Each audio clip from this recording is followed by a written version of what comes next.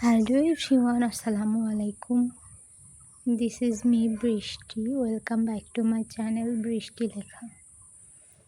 তো তোমাদের সাথে আজকে আমি শেয়ার করতে যাচ্ছি সেই ঐতিহ্যবাহী কালাভুনার রেসিপিটা।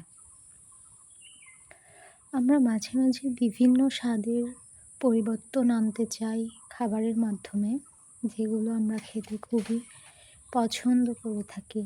তার মধ্যে অন্যতম একটি রেসিপি হচ্ছে গরুর গোশের কালাভুনা।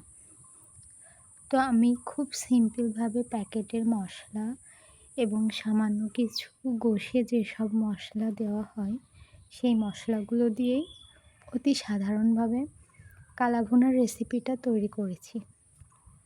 তো চলুন দর্শক, কিভাবে আমি রান্নাটা শেষ করলাম তার সম্পূর্ণ প্রসেস তোমাদের সাথে শেয়ার করি।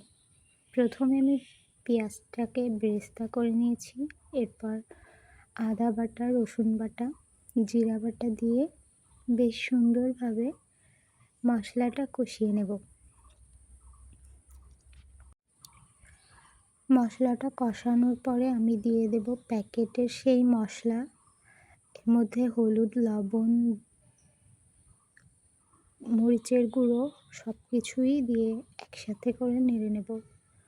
যেহেতু এই গোশটাতে আমি এখন খুব একটা পানি ব্যবহার করব না, এই জন্য শুকনো মশলাগুলো একসাথে দিয়ে দিলাম যাতে পুড়ে না যায়। এরপরে এই তো মশলাটা আমি কষিয়ে নিচ্ছি বেশ ভালোভাবে। তারপর গোশগুলো একে একে দিয়ে দেব। আমি গোশতটা আগে থেকেই সুন্দরভাবে ধুয়ে পানি ঝরিয়ে ছাঁকনিতে রেখে দিয়েছিলাম। এই গোশটার অবশ্যই পানিটা ঝরিয়ে নিতে হবে। এক্সট্রা যে রক্ত পানিটা এগুলো বের হয়ে যাবে, তাহলে কালাভুনার স্বাদটা খুব ভালো আসবে। এভাবে করে আমি বেশ 2 থেকে 3 মিনিট কষিয়ে নেব। একটু জালটা মিডিয়াম আঁচে রেখেই কষিয়ে নিতে হবে, যাতে গোশের সাথে মশলাটা বেশ ভালোভাবে মিশে যায়।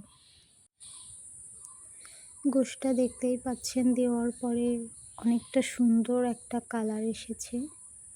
আমি যেহেতু মাটির চুলাতে রান্না করছি, এজন্য একটু ধোয়ার প্রবলেম হচ্ছে, এটা প্লিজ অ্যাভয়েড করবেন। এরপর আমি কিছু আস্ত রসুন দিয়ে গোশটা আবার একটু কষিয়ে নেব। আস্ত রসুনটা দিলে খাবার প্লেটে এটা খুবই মজা লাগে। আর হচ্ছে এই কালাভুনার সাথে চুই ঝালের কম্বিনেশনটা অসম্ভব সুন্দর, যদিও আমার কাছে ছিল না। যদি আপনাদের কাছে থেকে থাকে অবশ্যই দেবেন, এতে টেস্টটা আরও বেশি সুন্দর আসবে। কথা বলতে বলতে আমি বেশ অনেকটাই পানি দিয়েছিলাম, পানি দেওয়ার পরে কষিয়ে নিয়েছি। এখন গোশের কালারটা এবং ফ্লেভারটা অসম্ভব সুন্দর আসছিল। এভাবে আমি আরও বেশ কিছুক্ষণ রান্না করে নেব। দেখতেই পাচ্ছ কি সুন্দর একটা কালার চলে এসেছে।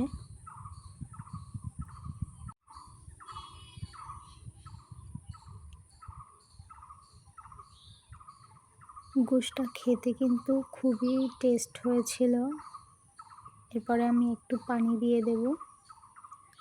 পানিটা দিয়ে, যেহেতু গরুর গোশ সিদ্ধ হতে একটু সময় লাগে, সময় সাপেক্ষ ব্যাপার, এজন্য একটু পানি অবশ্যই দিতে হবে।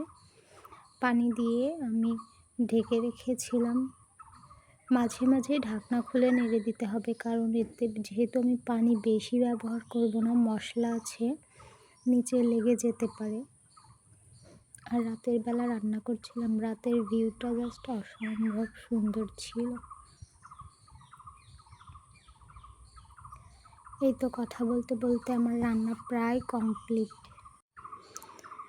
গোশটা প্রায় হয়ে এসেছে। আমি এখন ওই রাঁধুনির প্যাকেট মশলাটা এখন ব্যবহার করব। এটা প্রায় রান্না শেষের পর্যায়ে ব্যবহার করতে হবে, যাতে রাঁধুনির যে একটা ফ্লেভার সেটা বের হয়ে না যায়। এজন্য আমি মশলাটা দিয়ে একটু ঢেকে রেখেছিলাম। এখন আবার ঢাকনাটা খুলে আবার নাড়াচাড়া করে নিচ্ছি। গ্রেভিটা দেখুন একদম উপরে তেল উঠে এসেছে এবং ঘন হয়ে এসেছে। এখন আমি আবার একটু ঢাকনা দিয়ে ঢেকে দেব। একটু পরপর ঢাকনা খুলে আবার নেড়েচেড়ে দিচ্ছি। আমি বেশ কয়েকবার ঢাকনাটা খুলে নেড়েচেড়ে দিয়েছি। এখন এই গোশটাতে সবচেয়ে জনপ্রিয় হচ্ছে এই বাগারটা। এই বাগারটা অবশ্যই দিতে হবে। বাগারটা দিলে আপনার যে কালাভুনার আসল ফ্লেভার এবং স্বাদ, কালার সবগুলোই চলে আসবে। আমি এখানে একটু আদা কুচি, রসুন কুচি, পেঁয়াজ কুচি আর কয়েকটা চেরা শুকনো মরিচ দিয়ে দিয়েছি। এটা বেশ সুন্দর করে পোড়া পোড়া হয়ে আসলে তার মধ্যে আমি গরুর গোশটা দিয়ে দেব। দেখতেই পাচ্ছেন বাগারটার ঠিক কালার আমি কতটা লাল করেছি। খুব একটা কালো করা যাবে না, কালো করলে আবার টেস্টটা নষ্ট হয়ে যাবে। এখন আমি গোশটা এর ভেতরে দিয়ে দিলাম। এই গোশটা দিয়েই ঢাকনা দিয়ে ঢেকে দিয়েছিলাম। ঢাকনা দিয়ে ঢেকে না দিলে ফ্লেভারটা বের হয়ে যাবে। এই ঝাল মরিচ পেঁয়াজের যে একটা সুন্দর পোড়া পোড়া গন্ধ, এটা গোশের মধ্যে ঢুকে যাবে। এরপরেই তো ওটা গোশের মধ্যে দিয়ে দেওয়ার পরে কিছু পেঁয়াজ কিউব করে কেটে নিয়েছিলাম আগে থেকেই, সেগুলোও দিয়ে দিচ্ছি। এই পেঁয়াজটা দেওয়ার পরে বেশিক্ষণ নাড়ব না, 2 থেকে 3 মিনিট ঢেকে ঢেকে একটু দমে রেখে রেখে নেড়ে দিলে আমাদের কালাভুনা প্রায় রেডি হয়ে যাবে। আলহামদুলিল্লাহ, কালাভুনাটা খেতে খুবই মজা হয়েছিল। যদিও একদম কালো কুচকুচে কালারটা আমার আসেনি, তবে মাশাআল্লাহ খারাপও আসেনি। এই তো আমি এতে কোনো ফিল্টার ব্যবহার করিনি। আলহামদুলিল্লাহ, খেতে খুব ভালো হয়েছিল। আমরা এই কালাভুনাটা রুটি দিয়ে খেয়েছিলাম। খেতে অনেক বেশি মজা হয়েছিল। তো তোমাদের এই রেসিপিটা যদি ভালো লেগে থাকে অবশ্যই লাইক, কমেন্ট, শেয়ার করবা আর আমার চ্যানেলটাকে সাবস্ক্রাইব করে দিও। আল্লাহ হাফেজ।